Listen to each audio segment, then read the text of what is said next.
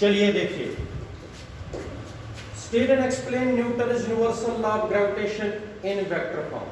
अगर ये question paper में आया, वो वाला स्केलर फॉर्म नहीं आया, तब भी आप लोगों को स्टेटमेंट तो सेम लिखना पड़ेगा।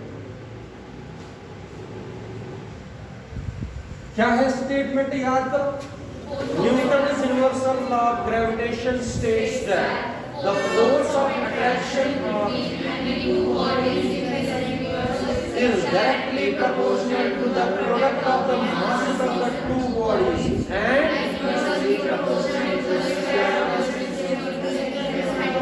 between the centers of the two bodies। शाबाश बेटा, ये स्टेटमेंट आपको फिर से लिखना है।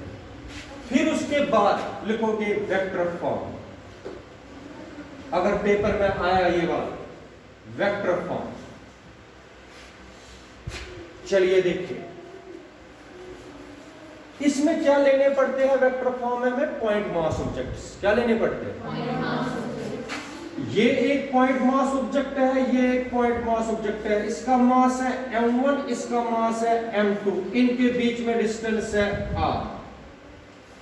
अंडरस्टैंड करना क्वेश्चन। ये थोड़ा सा मैंने आप लोगों को न्यूटन्स लॉज में पढ़ाया। अब देखो, लेट F12 वेक्टर, चार टर्में सीखनी है। F12 वेक्टर क्या बोलते हैं इसको, F12 वेक्टर। किसको पढ़ना है, फोर्स एक्टिंग ऑन बॉडी 1। अगर ऐसे नहीं लिखोगे, अगर ऐसे लिखोगे ये भी यही है। इसको A रखेंगे, इसको B रखेंगे। पढ़ो, force acting on body due to body आएगा पढ़ना। What is FAB vector, force acting on body, force acting on body due to body. जरा आप लोग सोच समझ के बताओ, कौन सी बॉडी किसको खींच रही है इस फोर्स में, बी वाली। शाबाश, चलो यहां पर डायग्राम, कौन किसको खींच रहा है, ए को किसकी ओर खींच रही है, अपनी तरफ। मतलब बी खींच रही है किसको, अपनी ओर। इसलिए ए जाएगी किसकी तरफ, इसकी डायरेक्शन जाएगी इसकी तरफ। क्यों, क्योंकि बी फोर्स लगा रहा है किस पर। समझ आया, डायग्राम में दिखाना आएगा। इसको पढ़ना है FAB vector. What is FAB vector, force acting on body A due to body B। अब देखो, फोर्स की डायरेक्शन देता है यूनिट वेक्टर। या 1 मिनट हो, इसके बाद बताऊंगा दूसरे फोर्स के। शाबाश, जरा अब सिमिलरली FBA वेक्टर को क्या पढ़ेंगे, force acting on body B due to body. अब कौन किसको खींच रही है, A खींच रही है B को अपनी ओर, तो डायरेक्शन इधर की तरफ जा रही थी, वो होगा FBA वेक्टर। FB, समझ आया। Force acting on body B due to body A और force acting on body B due to A, ये हो गया A ड्यू टू, और एक दो टर्म में मुझे चाहिए। व्हाट इज R12 कैप बोलते हैं इसको, क्या पढ़ना है, R या RAB cap, RAB। It is unit vector. इसको क्या पढ़ते हैं, unit vector directed from A to B। क्या है, व्हाट इज RAB कैप। इधर देखो, ये यूनिट वेक्टर है RAB कैप। क्या है,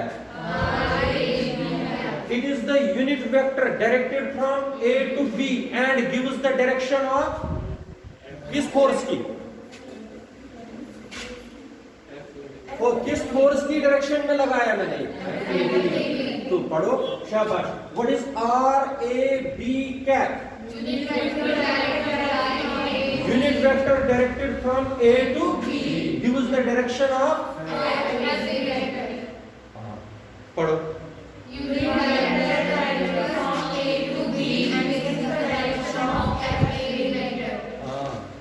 अब अगर आप लोगों ने ये पढ़ा तो ये पढ़ो।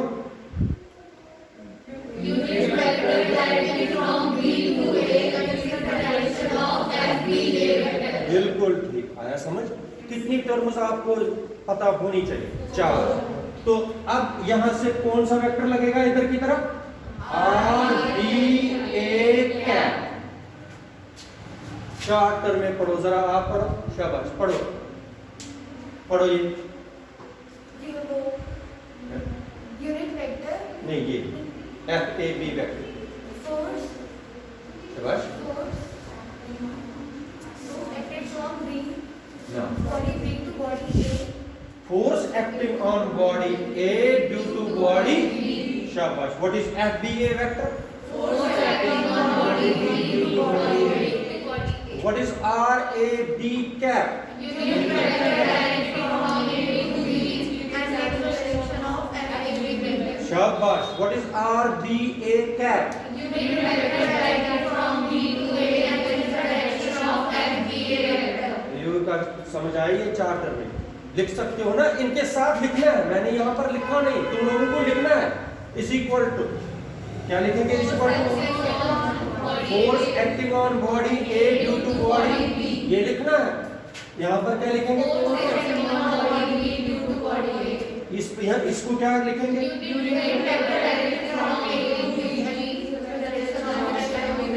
इसको क्या लिखेंगे?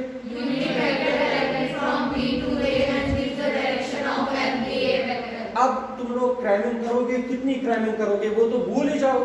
ये सीखना है डायग्राम में कौन क्या देता है, फिर लिखना है। शाबाश। अब इधर देखो, अब मैं आप लोगों को समझाने के लिए डायग्राम में एक फोर्स पहले कैलकुलेट करूंगा, फिर दूसरा एक एक करके लूंगा। इधर देख लीजिए, स्टेप फर्स्ट। बेटा इधर की तरफ सब देखो, पहले मैं एक फोर्स को कैलकुलेट करूंगा। इधर देख लीजिए, ये A है, ये B है, एक ही फोर्स कैलकुलेट करूंगा एट ए टाइम। ये वाला फोर्स, ये कौन सा फोर्स है? FAB vector. शाबाश। इधर की तरफ कौन सा यूनिट वेक्टर है? इधर देखो, कौन किस पर फोर्स लगा रहा है? B लगा रहा है फोर्स किस पर? शाबाश। According to Newton's universal law of gravitation, force acting on body A due to body is given by ऐसे FAB वेक्टर। FAB क्या होता है ना? G(M1 M2 upon R), मगर यहां पर वेक्टर क्वांटिटी है लेफ्ट हैंड साइड में, क्या है? तो सब देखो, ये इंपॉर्टेंट पॉइंट है। यहां पर क्या है? क्या है? Vector quantity. यहां तो अभी मैग्नीट्यूड है सिर्फ, यहां तो वेक्टर कहीं नहीं मिल रहा, अभी तो ये स्केलर फॉर्म है। यहां तक यहां तो वेक्टर है, यहां तो सिर्फ मैग्नीट्यूड है, डायरेक्शन तो है ही नहीं। ये तो इस फोर्स का मैग्नीट्यूड दे रहा है, it is the magnitude of this force, मगर डायरेक्शन भी देनी है ना, तभी तो वेक्टर बनेगा। मैंने पढ़ाया हुआ है, कौन देता है इस फोर्स की डायरेक्शन? बिल्कुल ठीक, कौन देता है? RAB। ये वाला यूनिट वेक्टर क्या देता है? डायरेक्शन। शाबाश बेटा। ये वाला पोर्शन क्या देता है? मैग्नीट्यूड और डायरेक्शन मिला के क्या बनता है? वेक्टर। क्या बनता है? This is equation number first. ये फोर्स किसने किस पर लगाया? B ने लगाया। शाबाश। जरा मुझे बताओ, अब स्टेप सेकंड सिमिलरली भी कर सकते हो, आएगा करना? कौन कहां पर रखूंगा? ए और बी यहां पर। अब कौन सा फोर्स? समझ आया? फिर बोलने के वक्त नहीं बोल पाते हो, शाबाश। बताओ क्या? F B A vector, F B बिल्कुल ठीक। तो मुझे बता दीजिए कौन देगा इसकी डायरेक्शन? आर बी ए, बिल्कुल ठीक। और इस वक्त लगा रहा है ए किस पर फोर्स? बोलो, according to Newton universal law of gravitation. इसको देख के एफ बी ए वेक्टर, शाबाश। जी m1 m2 अपॉन, ये हो गया मैग्नीट्यूड। क्या हो गया? अभी क्या चाहिए? डायरेक्शन कौन देगा? R B A. This is equation number second. यहां तक सबको समझ आया कि नहीं? आप जरा यूनिट वेक्टर कितने हैं हमारे पास? यूनिट वेक्टर कितने हैं हमारे पास? कौन कौन सा? R A B cap, R A B cap तो इधर की तरफ है, और इधर से कौन किसकी तरफ है? Are B A cap. बात सुनिए बेटा, यूनिट वेक्टर का मैग्नीट्यूड होता है 1। यूनिट वेक्टर का मैग्नीट्यूड 1। यूनिट वेक्टर का मैग्नीट्यूड कितना होता है? 1। अगर मैं लिखूंगा ये दोनों तो मैग्नीट्यूड से बराबर है, R A B cap is equal to R B A cap.